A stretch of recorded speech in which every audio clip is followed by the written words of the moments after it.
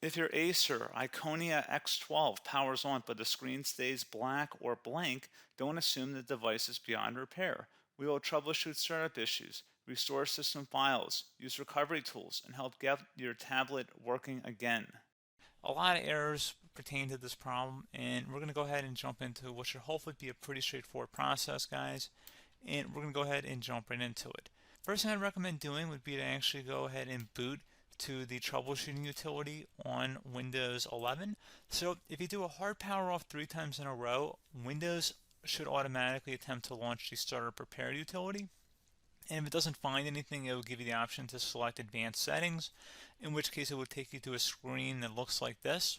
Now, if it does not take you to a screen that looks like this, or you're unable to get to that, you can also download the Windows 10 Media Creation Utility, or Windows 11. They probably will make a creation utility for Windows 11 at some point. And it doesn't really matter, you can actually run the Windows 10 utility on Windows 11 as far as I'm aware. And you should be able to run the troubleshooting utilities built in within it. So you just would go ahead and download it to an ISO file and then burn it to a DVD or USB. It'd have to be about 4 gigabytes or more. It couldn't be a small USB flash drive, and it couldn't be a CD. It'd have to be a DVD. And then you'd boot your computer from it. So depending on the computer manufacturer, you'd have to tap a different key on your keyboard in order to launch that menu, in order to select what boot drive you want to go off of. So it could be anything between the escape key, F2, F8, F12, for example. And those are the function keys on the top of your keyboard. So you may have to just do a little bit of trial and error. Shouldn't take you more than a couple minutes. Googling it would probably be best before you even begin. But anyway, we're ready to go ahead and jump right into it. So we're on the choose an option page. So these will look very similar whether you're booting from it directly within Windows itself, or if you're plugged in a USB flash drive with the media creation utility installed and you selected the recovery option. So when you are setting up your Windows 11 installation or Windows 10, depending on the drive you're using, there should be an option to repair your computer in the bottom left corner of the dialog window, one of the first screens that comes up. You go ahead and select that, and then it would take you to a troubleshooting screen like you see here. And you want to go ahead and select troubleshoot, reset your PC, or see advanced options. And then there are going to be a whole bunch of options in here that we're going to explore in today's video. The first one, we're going to actually go underneath advanced options and then select startup repair, fix problems that keep Windows from loading. So go ahead and select that first.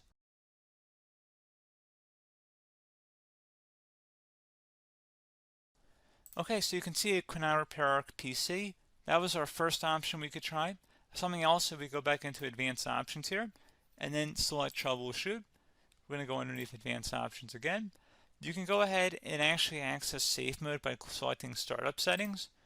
And then if you select the restart button, you have the option on the screen select safe mode with networking, which will give you a key on the screen. It'll tell you which key to press to enter that.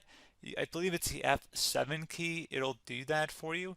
I'm not going to go over that in today's tutorial because I don't really want to go into safe mode, but you're more than welcome to attempt that by going into here and then selecting restart.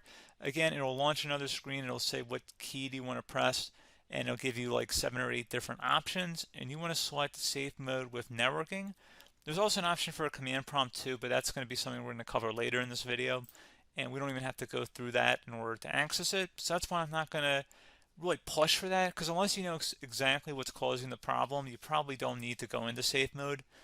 Unless you're trying to recover files, in which case then you definitely can go into safe mode, but we're trying to actually recover our computer here. So I hope that makes sense. Something else we can also try here as well would be to uninstall updates, remove recently installed quality or feature updates from Windows. So if you go ahead and select that, you can uninstall the latest quality updates, which generally is the more day-to-day updates. Feature updates are the less regularly released ones, like the big ones.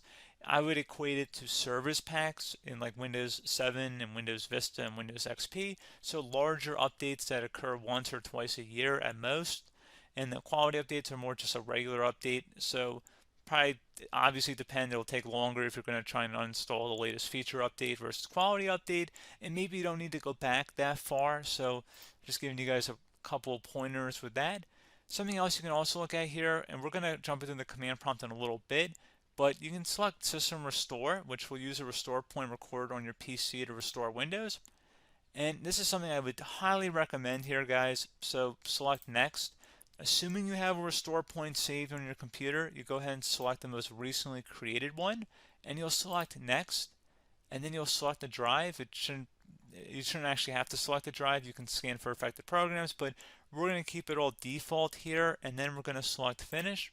So once started, system restore cannot be interrupted. Do you want to continue? I think we're going to select yes. I don't think we have anything better to do on our computer right now, so just give it a moment here to initialize. It will take a couple minutes to run, obviously depending on how large your hard drive is and how much is saved on the system restore point. So just give it a couple minutes here.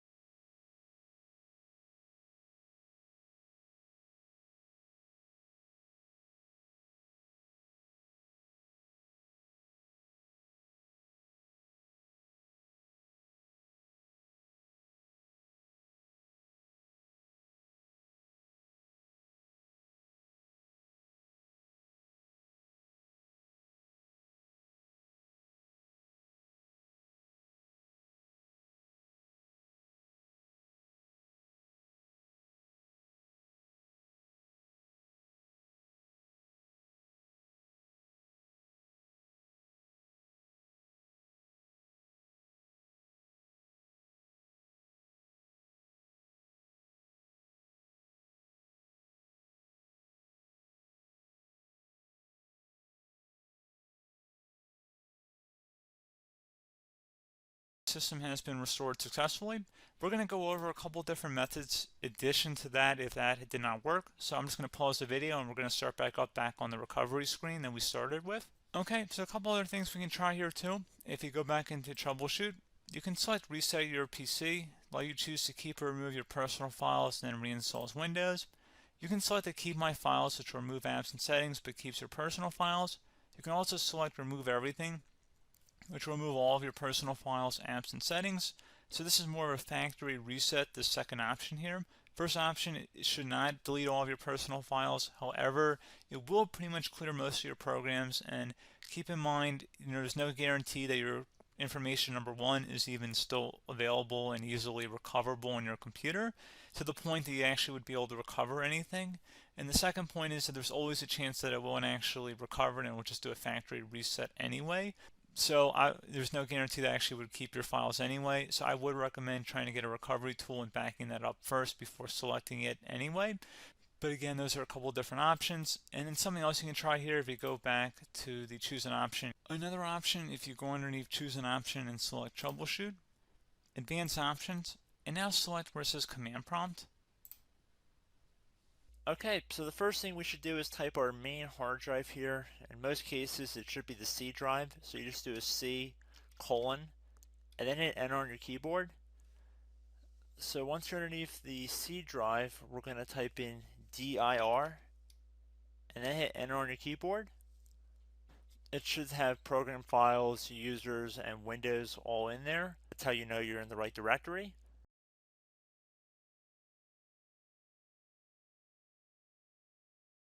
In some cases, it might be the D drive as well, so just keep that in mind.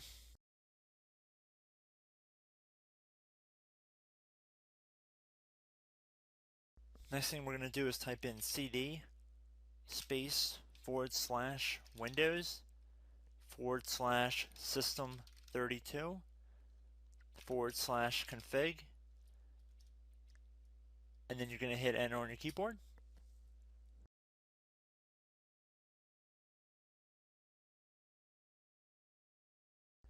So now you're going to type md space backup. If you've seen other tutorials, it might also say to put down md backup. That's because the backup name is pretty common when you want to back something up. So you can name this whatever you want, doesn't have to be backup. So if you've already made a backup folder in the past, you could do backup 1, for example. So once you're done setting the name you want the backup to be called, hit enter on your keyboard again.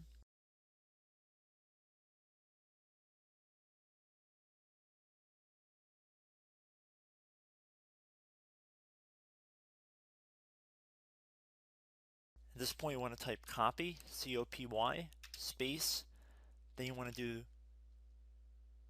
the star symbol above the 8 key, then do a period or a dot, whatever you want to call it, then another star sign, and then another space, and then type backup, and then hit enter on your keyboard.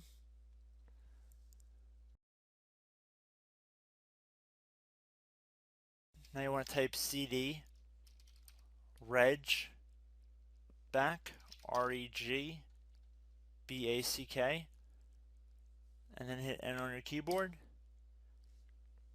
So now that we are under the reg back, so now you want to type dir again, and then hit enter.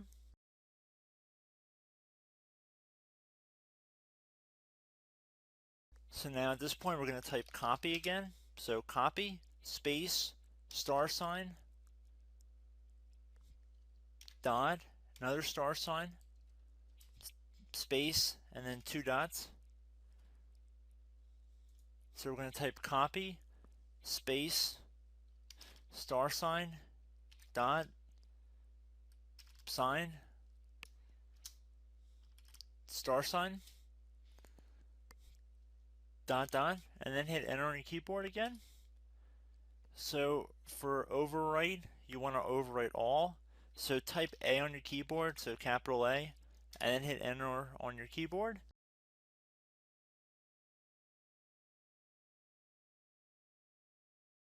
So at this point you should be good to go. You can close out of the command prompt window, and if you accidentally continue to Windows 10, you should be all set.